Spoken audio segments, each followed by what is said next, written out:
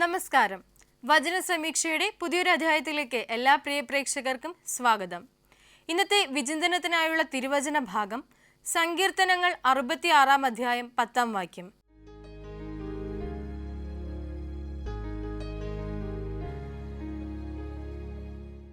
ദൈവമേ, നീ ഞങ്ങളെ പരിശോധിച്ചിരിക്കുന്നു. വെള്ളി ശുദ്ധീകരിക്കുന്നത് പോലെ നീ ഞങ്ങളെ ശുദ്ധീകരിച്ചിരിക്കുന്നു. പ്രിയമുള്ളവരെ, നമ്മുടെ എല്ലാം ജീവിതത്തിൽ ഒരു നിമിഷം അല്ലെങ്കിൽ അനുനിമിഷവും ദൈവം നമ്മെ പരിശോധിച്ചു കൊണ്ടിരിക്കുകയാണ്.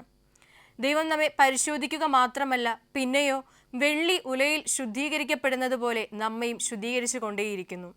അങ്ങനെയെങ്കിൽ നാം ഓരോ നിമിഷവും ചെയ്യുന്ന പാപങ്ങൾ, ചിന്തിക്കുന്ന പാപങ്ങൾ, നമ്മുടെ പ്രവർത്തനങ്ങളിലൂടെ, നമ്മുടെ ശരീരത്തിലൂടെ, നമ്മുടെ കണ്ണുകളിലൂടെ, കാതുകളിലൂടെ ഒക്കെയും നാം ചെയ്യുന്ന പാപങ്ങളെ അവിടുന്ന് നിരന്തരം പരിശോധിച്ചുകൊണ്ട് നമ്മെ ശുദ്ധീകരിക്കുകയാണ് ചെയ്യുന്നത്.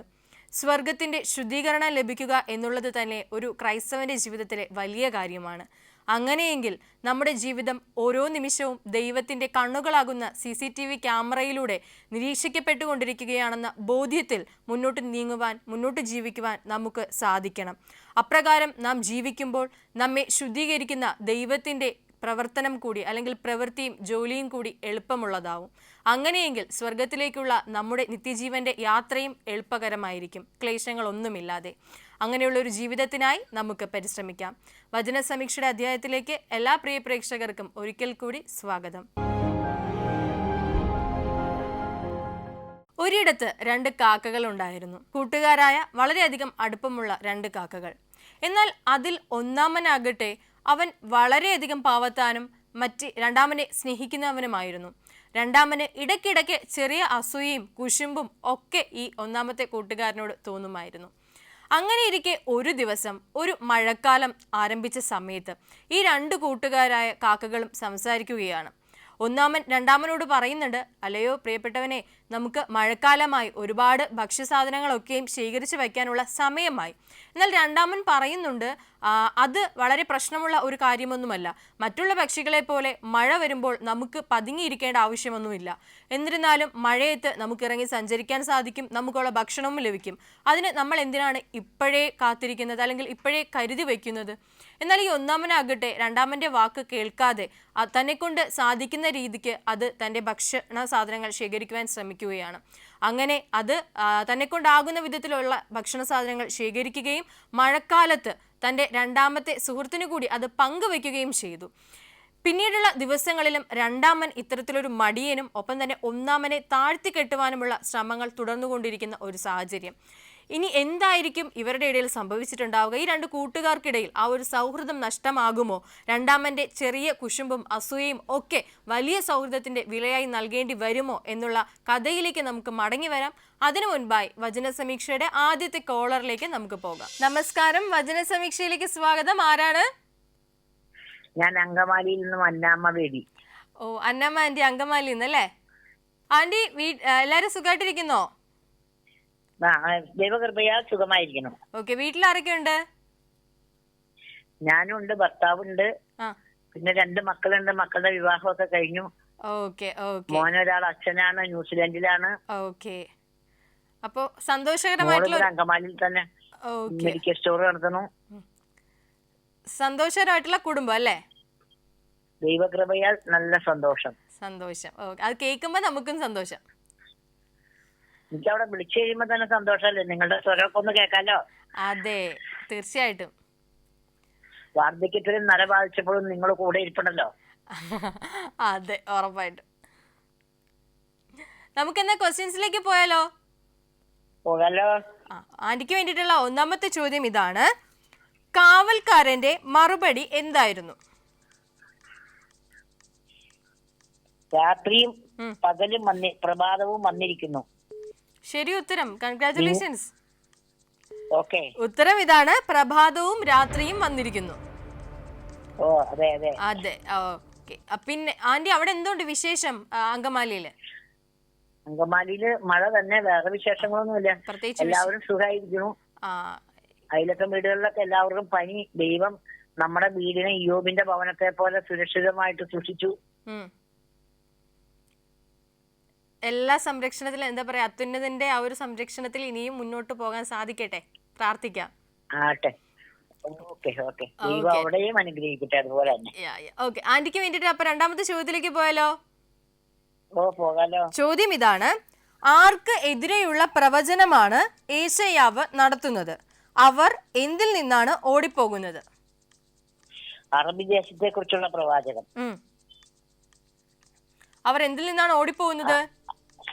അറബിയിലെ കാട്ടിൽ രാപ്പാർക്കാൻ. അത് പോകുന്നത് എന്തിൽ നിന്നാണ് ഓടിപ്പോകുന്നത്? എന്തോ ഒരു പ്രത്യേക സാഹചര്യത്തിൽ നിന്ന് അല്ലെങ്കിൽ പ്രത്യേകമായിട്ടുള്ള ഒരു വസ്തുവിൽ നിന്നും അവർ ഓടിപ്പോകും. സമർത്ഥന്മാരായുള്ളവരുടെ ഇടയിൽ നിന്നും. അവർ ആ സമർത്ഥന്മാരുടെ കയ്യിൽ എന്തോ ഉണ്ട്, ആ ഒരു സാധനത്തിൽ നിന്നാണ് ഓടിപ്പോകുന്നത്. അറബി ദേശത്തിന് എതിരെയുള്ള. ഓക്കെ, അതാണ് ശരി ഉത്തരം. ഇപ്പൊ കറക്റ്റായി. ആരാബിയർക്കെതിരെയുള്ള പ്രവചനമാണ് യെശയ്യാവ് നടത്തുന്നത്. അവർ ഓടിപ്പോകുന്നത് വാളിൽ നിന്നാണ്. അപ്പം ആരാബിയരിൽ നിന്നും, ആരാബിയരും അതുപോലെ തന്നെ വാളിൽ നിന്നും എന്നുള്ളതാണ്. ഇപ്പൊ കുറച്ചുകൂടെ ക്ലാരിറ്റി വന്നില്ലേ? ഓക്കെ ആന്റി, അപ്പോ എന്താ പാട്ട് പാടാനാണോ ഇഷ്ടപ്പെടുന്നത്, അല്ലെങ്കിൽ പാട്ട് പാടാൻ ഇഷ്ടമുള്ള ആളാണോ, വചനം പറയാൻ ഇഷ്ടമുള്ള ആളാണോ, എന്ത് ചെയ്യാനാ ഇഷ്ടം? എന്ത് വേണമെങ്കിലും ചെയ്യാം. അപ്പൊ അങ്ങനെയാണെങ്കിൽ ഒരു പാട്ട് പാടാവോ? ഇത്രത്തോളം യഹോവ സഹായിച്ചു, ഇത്രത്തോളം ദൈവം എന്നെ ഉയർത്തി, ഒന്നുമില്ലായ്കയിൽ നിന്നെന്നെ ഉയർത്തി, ഇത്രത്തോളം യഹോവ സഹായിച്ചു. ഹാഗറിനെ പോലെ ഞാൻ കരഞ്ഞപ്പോൾ, യാഹൂബിനെ പോലെ ഞാൻ അലഞ്ഞപ്പോൾ, ഹാഗറിനെ പോലെ ഞാൻ കരഞ്ഞപ്പോൾ, യാഹൂബിനെ പോലെ ഞാൻ അലഞ്ഞപ്പോൾ, മരുഭൂമിയിൽ എനിക്ക് ജീവജലം തന്ന്, ഇത്രത്തോളം യഹോവ സഹായിച്ചു.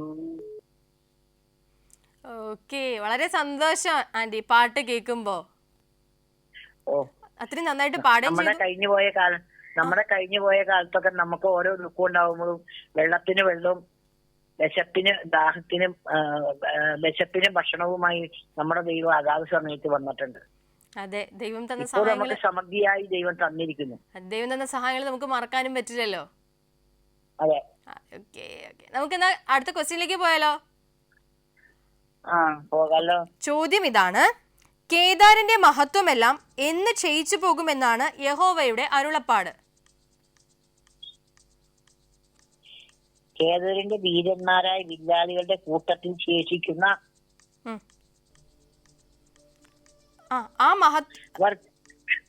ചുരുക്കമായിരിക്കും. ആന്റി ക്വസ്റ്റ്യൻ ഒന്നും കൂടെ കേൾക്കണേ. കേദാരിന്റെ മഹത്വമെല്ലാം എന്ന് ക്ഷയിച്ചു പോകുമെന്നാണ് യഹോവ അരുളി ചെയ്തത്. ഒരു കാലപരിധി പറയുന്നുണ്ട്. കൂലിക്കാരന്റെ ആണ്ട് പോലെ. ഇപ്പം ശരി ഉത്തരമായി, കൺഗ്രാറ്റുലേഷൻസ്. ഓക്കെ, ഉത്തരം ഇതാണ്: കൂലിക്കാരന്റെ വർഷം പോലെയുള്ള ഒരു വർഷത്തിനകം. അത് സാറില്ല, ബൈബിൾ, നമ്മുടെ ബൈബിളിലുള്ള ചെറിയ വ്യത്യാസങ്ങളാ അവിടുന്ന് ഇവിടുന്ന് വരുമ്പോ. അപ്പൊ നമുക്ക് ലാസ്റ്റത്തെ ക്വസ്റ്റ്യനിലേക്ക് പോയാലോ? ചോദ്യം ഇതാണ്: അരാബിയർ ഏതിൽ നിന്നൊക്കെയായിരുന്നു ഓടിപ്പോയത്? അരാബിയർ ഏതിൽ നിന്നൊക്കെയാണ് ഓടിപ്പോയത്? കേദാരിന്റെ വീരന്മാരെ വില്ലാളികളുടെ കൂട്ടത്തിൽ ശേഷിക്കുന്ന ചുരുക്കമായിരുന്നു ഇസ്രായേലിന്റെ ദൈവമായ യഹോവയല്ലോ അരുളി ചെയ്തിരിക്കുന്നത്. അതൊക്കെ ക്വസ്റ്റ്യൻ അതല്ല. ക്വസ്റ്റ്യൻ ചോദിച്ചിരിക്കുന്നത് ഏതിൽ നിന്നൊക്കെ, 3 കാര്യങ്ങളിൽ നിന്നും ഈ അരാബിയർ ഓടിപ്പോകുന്നതായിട്ട് പറയുന്നുണ്ട്. അപ്പൊ ഈ അരാബിയർ ഏത് കാര്യങ്ങളിൽ നിന്നാണ് ഓടിപ്പോയത്? ഊരിയ വാളിനെയും കാലച്ചവിനെയും യുദ്ധത്തിന്റെ കൊടുമയെയും ഒഴിഞ്ഞ് ഓടുന്നവർ തന്നെ. ഓക്കെ, അപ്പം എന്തായാലും അത് ശരി ഉത്തരമാണ്. കൺഗ്രാറ്റുലേഷൻസ്. ഓക്കെ, അപ്പൊ അതിന്റെ ഉത്തരം ഇങ്ങനെയാണ്: ഊരിയ വാളിനെയും കുലച്ച വില്ലിനെയും യുദ്ധക്കെടുതിയും വിട്ടാണ് അവർ ഓടിപ്പോകുന്നത്. അപ്പൊ 4 ക്വസ്റ്റ്യൻസ് ഇപ്പൊ ശരി ഉത്തരം പറഞ്ഞില്ലേ? ഒരുപാട് സന്തോഷം. നമുക്ക് ഗസ്റ്റ് വന്നേക്കായിരുന്നു, അത് കാരണം കൊണ്ട് പുസ്തകം തുറക്കാൻ നേരം ഉണ്ടായില്ല. സാറില്ല, പക്ഷെ എന്നാലും എല്ലാ ഉത്തരവും ശരിയായിട്ട് പറഞ്ഞല്ലോ. ഉത്തരം പറയുക എന്നുള്ളതിനേക്കാൾ ഉപരിയായിട്ട് എന്താ പറയുക, നമ്മുടെ വചന സമീക്ഷയിലേക്ക് വിളിക്കുക, അതുപോലെ തന്നെ ഇത്രയും പ്രേക്ഷകർ കാണുന്ന ഒരു പ്രോഗ്രാമിൽ പാട്ട് പാടുക, ദൈവത്തെ സ്തുതിക്കുക, അതൊക്കെ വലിയ കാര്യമല്ലേ? പിന്നെ നിങ്ങളോട് സംസാരിക്കുന്നത് തന്നെ എനിക്ക് വലിയ അനുഗ്രഹമാണ്. അതെ, ഉത്തരവും ചോദ്യവും ഒക്കെ രണ്ടാമത്തെ കാര്യം, രണ്ടാമത്തെ ഫാക്ടർ മാത്രമേ ആണുള്ളൂ. അതെ അതെ അതെ. അപ്പൊ ആന്റി എന്തായാലും സന്തോഷത്തോടെ ഇരിക്കുക കേട്ടോ. മഴ ഇനി എന്താ പറയാ അധികം കെടുതികളൊന്നും സൃഷ്ടിക്കാണ്ട് കുറയട്ടെ എന്ന് നമുക്ക് പ്രാർത്ഥിക്കാം. അതെ അതെ, നമ്മുടെ ചെറുപ്പകാലത്തൊക്കെ എന്തോരം മഴ പെയ്ത് സ്കൂളിൽ പോവാൻ നേരത്ത് ഒരു കുട പോലും ഇല്ലാതെ ഒരു കുടയിൽ 3 മക്കള് പോയ കുടുംബമാണ് ഞങ്ങള്. ഇന്ന് മക്കളെ സ്കൂളിൽ വിടുമ്പോൾ നമ്മള് 1 മാസം മുമ്പ് എല്ലാം വാങ്ങി വെക്കാണ്. അതല്ലെങ്കിൽ ആൾക്കാർ സ്പോൺസർ ചെയ്യാണ്. ഇന്നിപ്പോ ആൾക്കാർക്ക് വല്ലത് ബുക്കുണ്ടോ? അതെ, അത്രയും സമൃദ്ധി ദൈവം ജീവിതത്തിൽ നൽകിയിട്ടുണ്ടല്ലോ, അതന്നെ വലിയ കാര്യം. സമൃദ്ധി, അതെ അതെ അതെ. ഓക്കെ, ഓക്കെ, എല്ലാവരെയും സമൃദ്ധമായിട്ട് അനുഗ്രഹിക്കട്ടെ. Thank you aunty, thank you. ഞങ്ങളും പ്രാർത്ഥിക്കാം കേട്ടോ. God bless you. Thank you, same pitch. Annamma aunty ആയിരുന്നു അങ്കമാലിയിൽ നിന്ന് നമ്മളെ വിളിച്ചത്. വളരെ ഭയങ്കര പോസിറ്റീവായിട്ടുള്ള ഒരു സംസാരം, അതുപോലെ തന്നെ നന്നായിട്ട് ഒരു പാട്ടൊക്കെ പാടിത്തന്നു. ഈശോയെക്കുറിച്ച് വലിയ ഒരു സാക്ഷിയൊക്കെ നമ്മളുമായിട്ട് പങ്കുവെച്ചു. അപ്പോൾ ആൻറ്റിക്കും കുടുംബത്തിനും ഒക്കെ വേണ്ടിയിട്ട് നമുക്ക് പ്രാർത്ഥിക്കാം. നമുക്ക് നമ്മുടെ കഥയിലേക്ക് മടങ്ങി വരാം. ഈ 2 സുഹൃത്തുക്കളായ കാക്കകളെ പറ്റിയാണ് നമ്മൾ പറഞ്ഞത്. അതിൽ രണ്ടാമൻ ഇച്ചിരി കുശുമ്പൊക്കെ ഉള്ള ഒരു കാക്കയും, പക്ഷെ ഒന്നാമനാകട്ടെ ഒത്തിരി സ്നേഹിക്കാൻ അറിയുന്ന ഒരാളും. അങ്ങനെ ഇരിക്കെ രണ്ടാമൻ ഒരിക്കൽ പറയാണ്, ഈ ഒന്നാമനോടുള്ള അസൂയ മുത്തിട്ട് പറയാണ്, നമുക്ക് ഏറ്റവും കൂടുതൽ ഉയരത്തിൽ പറക്കുന്ന ആരാണെന്ന് നോക്കാം, ഏറ്റവും കൂടുതൽ ബലവാൻ അല്ലെങ്കിൽ ശക്തൻ ആരാണെന്ന് അങ്ങനെ തിരിച്ചറിയാൻ പറ്റും. ഏറ്റവും കൂടുതൽ ഉയരത്തിൽ നമുക്ക് പറന്നു നോക്കാം. പക്ഷേ വെറുതെ പറന്നാൽ പോരാ, നമ്മുടെ 2 പേരുടെയും കാലിൽ ഒരേ വെയിറ്റുള്ള, ഒരേ ഭാരമുള്ള വെയിറ്റ് അല്ലെങ്കിൽ ഭാരം തൂക്കിയിടണം. തൂക്കിയിട്ടിട്ട് ആ ഭാരവും കൊണ്ട് ഏറ്റവും ഉയർന്ന് പറക്കുന്നത് ആരാണോ അവരായിരിക്കും വിജയിക്കുക. അപ്പോൾ ഒന്നാമനും അത് സമ്മതിക്കുന്നുണ്ട്. അവന് ഏറ്റവും ബലവാനാകാൻ അല്ലെങ്കിൽ രണ്ടാമനേക്കാളും താനാണ് കഴിവുള്ളവനെന്ന് തെളിയിക്കുവാനുള്ള ഒരു ശ്രമമല്ല, പിന്നെയോ തൻ്റെ കൂട്ടുകാരൻ പറഞ്ഞതുകൊണ്ട് അതൊന്ന് പരിശോധിച്ചറിയാം എന്നുള്ള നിലയ്ക്ക് അവൻ സമ്മതിക്കുന്നുണ്ട്. അവരുടെ ഈ ഒരു പരീക്ഷണത്തിന് വേണ്ടിയിട്ടുള്ള ഭാണ്ഡക്കെട്ട് തയ്യാറാക്കിയത് രണ്ടാമനായ കാക്കയായിരുന്നു. അവൻ ചെയ്തതാകട്ടെ തൻ്റെ, അതായത് സ്വന്തം താൻ ചുമക്കേണ്ട ഭാരത്തിലേക്ക് അവൻ പഞ്ഞിക്കെട്ട് നിറയ്ക്കുകയാണ്. എന്നാൽ ഒന്നാമൻ്റേതിന് വേണ്ടി അവൻ നിറയ്ക്കുന്നതോ ഉപ്പ് ചാക്കും. അങ്ങനെ ഏറ്റവും ഭാരമുള്ള ഉപ്പും കൊണ്ട് ഒന്നാമനും പറന്നുയരുന്നു, ഈ ഭാരമില്ലാത്ത പഞ്ഞിക്കെട്ട് കൊണ്ട് രണ്ടാമനും പറന്നുയരുന്നു. പക്ഷെ ഒന്നാമൻ അപ്പോഴും അവൻ്റെ ആ ഒരു ചതി തിരിച്ചറിയുന്നില്ല. ഭാരവും കൊണ്ട് പറക്കാൻ സാധിക്കാതെ എന്നിരുന്നാലും തന്നെ കൊണ്ട് സാധിക്കുന്ന രീതിയിൽ അവൻ പറക്കുന്നുണ്ട്. മറ്റവനാകട്ടെ ആ ഒരു ഭാരമില്ലാത്ത ഭാണ്ഡവും കൊണ്ട് ഉയർന്നു പറക്കുന്നു. അപ്പോൾ ആ രണ്ടാമൻ ഏകദേശം വിധി എഴുതി കഴിഞ്ഞു, ഞാനാണ് ബലവാൻ, അല്ലെങ്കിൽ എന്നെ കൊണ്ടാണ് ഉയർന്ന് പറക്കാൻ സാധിക്കുക എന്നുള്ളത്. എന്നാൽ ആ ഒരു ചതിക്ക് ദൈവം പോലും കൂട്ടുനിൽക്കില്ല എന്നുള്ളതിനൊരു തെളിവായിട്ട് വലിയൊരു സംഭവം അവിടെ നടക്കുകയാണ്, അല്ലെങ്കിൽ ഒരു വലിയ ഒരു തിരിച്ചടി ആ രണ്ടാമന് കിട്ടുകയാണ്. എന്തായിരിക്കും ആ തിരിച്ചടി എന്ന്, അല്ലെങ്കിൽ അഹങ്കാരത്തിനും ചതിക്കും എന്തായിരിക്കും പ്രകൃതി പോലും നൽകിയ ആ ഒരു ശിക്ഷ എന്നുള്ളത് നമുക്ക് കേട്ടറിയാം. അതിനു മുൻപായി നമ്മുടെ വചന സമീക്ഷയുടെ 2ാമത്തെ കോളറിലേക്ക് നമുക്ക് പോകാം. നമസ്കാരം, വചന സമീക്ഷയിലേക്ക് സ്വാഗതം. ആരാണ്? എന്റെ പേര് ബോബിയാണ്. ബോബിങ്ങൾ എവിടെ നിന്ന് വിളിക്കുന്നു? നെയ്യാറ്റിൻകര. ഓക്കെ, വീട്ടിൽ ആരൊക്കെ ഉണ്ട്? എല്ലാ അച്ഛനാണ് ഞാനും എന്റെ ഓക്കെ, സന്തോഷമായിട്ടിരിക്കുന്നോ? ഓക്കെ ഓക്കെ, സന്തോഷമായിട്ടിരിക്കുന്നോ? ഓക്കെ ഓക്കെ, അപ്പൊ ഓക്കെ ഓക്കെ ഓക്കെ, അപ്പൊ നമുക്ക് ക്വസ്റ്റ്യൻസിലേക്ക് പോയാലോ? 4 ചോദ്യങ്ങളായിരിക്കും, ഇടയ്ക്ക് വിശേഷം കേൾക്കാം. 1ാമത്തെ ചോദ്യം ഇതാണ്: അങ്ങനെ മനോഹരമായ താഴ്വരകൾ എന്തുകൊണ്ടാണ് നിറയുന്നത്? ശരി ഉത്തരം, കൺഗ്രാറ്റുലേഷൻസ്. ഉത്തരം ഇതാണ്, രഥങ്ങൾ കൊണ്ട്. നമുക്ക് 2ാമത്തെ ചോദ്യത്തിലേക്ക് പോവാം. ചോദ്യം ഇതാണ്: മതിൽ കെട്ടിയുറപ്പിക്കുവാൻ വേണ്ടി അവർ എന്താണ് ചെയ്തത്?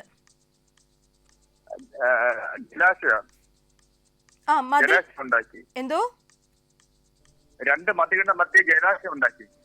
മതിലുകൾ കെട്ടിയുറപ്പിക്കുവാൻ വേണ്ടി അവർ എന്താണ് ചെയ്തത്?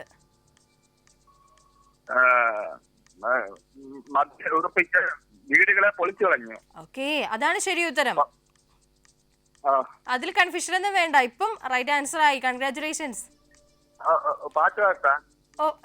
ഒരു മിനിറ്റ് എങ്കിലും പാടാവേ നമുക്ക്. ഓക്കെ, അപ്പൊ അതിന്റെ ഉത്തരം ഇങ്ങനെയാണ്: യെരുശലേമിലെ വീടുകൾ പൊളിച്ചു കളഞ്ഞു. ഓക്കെ, ഇനി ഞങ്ങള് പാട്ട് പാടിക്കോളൂ. പാട്ടാ ആ പാടിക്കോളൂ. ചാരേ ചാരേ ചാരേ വരുമൻ സ്നേഹസ്വരൂപനെ കാണും ഞാനെൻ സ്നേഹസ്വരൂപനെ കാണും ഞാൻ എന്റെ കഷ്ടത്തിലോ മഹാനഷ്ടത്തിലോ ആപത്തിലോ മഹാദുഃഖത്തിലോ ചാരേ ചാരേ ചാരേ വരുമൻ സ്നേഹസ്വരൂപനെ കാണും ഞാനൻ സ്നേഹസ്വരൂപനെ കാണും ഞാൻ കൈകൾ കുഴയുമ്പോൾ കൊടുങ്കാറ്റിലലയുമ്പോൾ തിരമാലകളെ മൂടിടുമ്പോൾ കൈകൾ കുഴയുമ്പോൾ കൊടുങ്കാറ്റിലലയുമ്പോൾ തിരമാലകളെ മൂടിടുമ്പോൾ സൗഖ്യമായ കാറ്റിനെ പിളർന്നവൻ കടന്നു വരും യേശു കടലിൻ മീതെ നടന്നു വരും കൊടും കാറ്റിനെ പിളർന്നവൻ കടന്നു വരും യേശു കടലിൻ മീതെ നടന്നു വരും ചാരേ ചാരേ എൻ ചാരേ വരുമൻ സുന്ദര രൂപനെ കാണും ഞാനൻ സുന്ദര രൂപനെ കാണും ഞാൻ. ആ അങ്കിളെ, ഇത് ഞങ്ങളുടെ സാർ എഴുതിയ പാട്ടാണ്. അപ്പൊ ഇതെങ്ങനെ പഠിച്ചേ? ടിവിയിലൊക്കെ വരും, ടിവിയിൽ കാണിക്കാറുണ്ട്. ടിവിയിൽ. ഓക്കെ, ഞങ്ങളുടെ ഇവിടുത്തെ സാർ എഴുതിയ പാട്ടാ അത്. അപ്പൊ ഒത്തിരി സന്തോഷം കേൾക്കുമ്പോ. ഇല്ല, ഒത്തിരി ടിവിയിൽ കാണിക്കും ഒരു പഴയ പാട്ടുകളൊക്കെ. Okay okay okay. അപ്പം പാട്ടുകളൊക്കെ പാടും. ഓക്കെ, അപ്പൊ എന്തായാലും പുതിയ പാട്ടുകളൊക്കെ ഇനിയും പഠിക്കാട്ടോ. ഇനിയും വചന സമീക്ഷയിലേക്ക് വിളിക്കുമ്പോ നമുക്ക് ഇനിയും പാടാം. ഓക്കെ, അപ്പം അങ്കിളെ മൂന്നാമത്തെ ചോദ്യത്തിലേക്ക് പോകാം. ഓക്കെ, ചോദ്യം ഇതാണ്: പഴയ കുളത്തിലെ വെള്ളം സൂക്ഷിക്കാൻ വേണ്ടി എന്താണ് അവർ ചെയ്തത്? രണ്ട് മതിലുകളുടെ മധ്യ ഒരു ജലാശയം ഉണ്ടാക്കി. ശരി ഉത്തരം, കൺഗ്രാറ്റുലേഷൻസ്. ഉത്തരം ഇതാണ്, രണ്ട് മതിലുകളുടെ മധ്യേ ഒരു ജലാശയം ഉണ്ടാക്കി. ഓക്കെ, അപ്പൊ ലാസ്റ്റ് ക്വസ്റ്റ്യനിലേക്ക് പോകാം. ചോദ്യം ഇതാണ്: സൈന്യങ്ങളുടെ ദൈവമായ യഹോവ അന്ന് എന്തിനായിട്ടാണ് അവരെ വിളിച്ചത്? കരച്ചിലിനും വിലാപത്തിനും മുട്ടയടിക്കുന്നതിനും രക്തമെടുക്കുന്നതിനും വിളിച്ചപ്പോൾ. ശരി ഉത്തരം, കൺഗ്രാറ്റുലേഷൻസ്. ഉത്തരം ഇതാണ്, കരച്ചിലിനും വിലാപത്തിനും മുട്ടയടിക്കുന്നതിനും പരുക്കൻ വസ്ത്രം ധരിക്കുന്നതിനും. അതെ അതെ, ഓക്കെ, അത് ചെറിയ വ്യത്യാസം ഉണ്ടെന്നുള്ളൂ, അത് സാരില്ല. ഇപ്പം സന്തോഷമായില്ലേ 4 ക്വസ്റ്റ്യൻസ് ശരിയാക്കിയപ്പോ? അതിനേക്കാൾ ഉപരി പാട്ട് പാടാൻ പറ്റിയപ്പോ സന്തോഷമായില്ലേ? അങ്കിളിന് പാട്ട് പാടാൻ ഭയങ്കര ഇഷ്ടമാണെന്ന് തോന്നുന്നു, ആ ഒരു വൈബ്രൻസ് കണ്ടിട്ട്. ഓക്കെ, നമുക്ക് ഇനി അങ്കിള് വചന സമീക്ഷയിലേക്ക് വിളിക്കാം കേട്ടോ. Thank you so much. അപ്പോൾ നെയ്യാറ്റിൻകരയിൽ നിന്നുള്ള ബോബി അങ്കിളായിരുന്നു നമ്മളോടൊപ്പം കോളിൽ ഉണ്ടായിരുന്നത്. അതിൽ ഏറ്റവും സന്തോഷമുള്ള കാര്യം അങ്കിള് പാടിയ പാട്ട് തന്നെയാണ്. നമ്മൾ പറഞ്ഞു അതിൻ്റെ ഒരു പ്രത്യേക സവിശേഷത നമ്മുടെ ഇവിടുത്തെ സാറ് തന്നെ എഴുതിയൊരു ഗാനം കൂടിയാണ്. അപ്പോൾ തീർച്ചയായിട്ടും നമ്മുടെ ബോബി അങ്കിളിനും ഫാമിലിക്കൊക്കെ വേണ്ടിയിട്ട് നമുക്ക് പ്രാർത്ഥിക്കാം. പ്രാർത്ഥനയിൽ നമുക്ക് ഓർക്കാം. ചതിയും വഞ്ചനയും അസൂയയും ഒക്കെ നിറഞ്ഞു നിൽക്കുന്ന പല ജീവിത സാഹചര്യങ്ങളിലേക്കും അപ്രതീക്ഷിതമായി ചില ഇടപെടലുകൾ, ചില നമ്മൾ അറിയാത്ത ചില കരങ്ങളുടെ പ്രവർത്തനങ്ങൾ ഉണ്ടാകും എന്ന് പറയുന്നത് എത്രത്തോളം ശരിയാണ് അല്ലേ? തീർച്ചയായിട്ടും ഇവിടെ രണ്ടാമനായ കാക്ക ഒന്നാമനേക്കാൾ മുന്നിലെത്താൻ വേണ്ടി പരിശ്രമിച്ചപ്പോൾ, അല്ലെങ്കിൽ അവിടെ ഒരു ചതി കാണിച്ചപ്പോൾ, ചതിപ്രയോഗം നടത്തിയപ്പോൾ ഉടനെ തന്നെ അവന് മറുപടി ലഭിക്കുകയാണ് ഒരു മഴയുടെ രൂപത്തിൽ. പ്രിയമുള്ളവരെ, നമ്മുടെയൊക്കെ ജീവിതത്തിലും ഇതുപോലുള്ള പല സാഹചര്യങ്ങൾ, പ്രത്യേകിച്ച് നമ്മൾ വിശ്വാസം അർപ്പിക്കുന്ന നമ്മുടെ പ്രിയപ്പെട്ടവർ നമ്മുടെ ഇടവും വലവും നിൽക്കുന്നവരായിരിക്കും പലപ്പോഴും നമ്മോടുള്ള ചെറിയ അസൂയയുടെ പേരിൽ, ചെറിയ കുശുമ്പിൻ്റെ പേരിൽ, ചെറിയ ചില പകപോക്കലുകളാക്കി നമ്മുടെ ജീവിതത്തിലെ നിർണായകമായ പല സാഹചര്യങ്ങളിലും പ്രവർത്തിക്കുക. ഒരുപക്ഷെ ആ ഒന്നാമനായ കാക്ക ആ രണ്ടാമൻ്റെ ചതി തിരിച്ചറിയാത്തതുപോലെ നമ്മളും ആ ചതികൾ തിരിച്ചറിഞ്ഞെന്ന് വരില്ല. എന്നിരുന്നാലും നമ്മുടെ അമിതമായിട്ടുള്ള വിശ്വാസം അല്ലെങ്കിൽ നമ്മൾ അവർക്കായി നൽകുന്ന അമിതമായിട്ടുള്ള കരുതൽ പലപ്പോഴും നമുക്കെതിരെയുള്ള തിരിച്ചടികളായി മാറുന്നത് വേദന എന്തെന്ന് തിരിച്ചറിയുമ്പോൾ മാത്രമായിരിക്കും. അങ്ങനെയെങ്കിൽ നമ്മുടെ ജീവിതത്തിൽ നമുക്ക് ചുറ്റുമുള്ളവരെ നിരീക്ഷിക്കുവാനും ഒപ്പം തന്നെ ഏതൊരു കാര്യവും മറ്റുള്ളവർക്ക് വേണ്ടി ചെയ്യുന്നതിന് മുൻപായി രണ്ടാമത് ഒരു തവണ കൂടി ചിന്തിക്കുവാനും നമുക്ക് പരിശ്രമിക്കാം. അങ്ങനെയെങ്കിൽ നമ്മുടെ ജീവിതത്തിൽ ഒരു പരിധിവരെയെങ്കിലും വേദനകളും നൊമ്പരങ്ങളും ഒക്കെ മാറ്റി നിർത്തേണ്ടതായിട്ട് നമുക്ക് വരും. അങ്ങനെയെങ്കിൽ നമ്മുടെ ചുറ്റുപാടുകളിലേക്ക് കൂടി കണ്ണുകൾ ഉയർത്തി നോക്കുവാനും നിരീക്ഷിക്കുവാനും എല്ലാവരെയും ശ്രദ്ധിക്കുവാനും അങ്ങനെ വളരെ ശ്രദ്ധയുള്ള ഒരു ജീവിതത്തിലൂടെ മുന്നോട്ട് നീങ്ങുവാനും നമുക്ക് സാധിക്കും.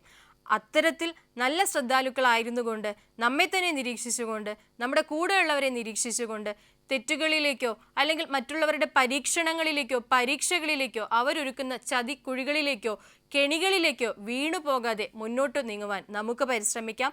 നമ്മുടെ ജീവിതത്തെ അത്തരത്തിലുള്ള ഒരു ജീവിതമായിട്ട് നമുക്ക് ചിട്ടപ്പെടുത്താം. വചന സമീക്ഷയുടെ ഇന്നത്തെ അധ്യായം ഇവിടെ പൂർണ്ണമാകുന്നു. പുതിയൊരു അധ്യായത്തിൽ നമുക്ക് വീണ്ടും കണ്ടുമുട്ടാം. നന്ദി, നമസ്കാരം.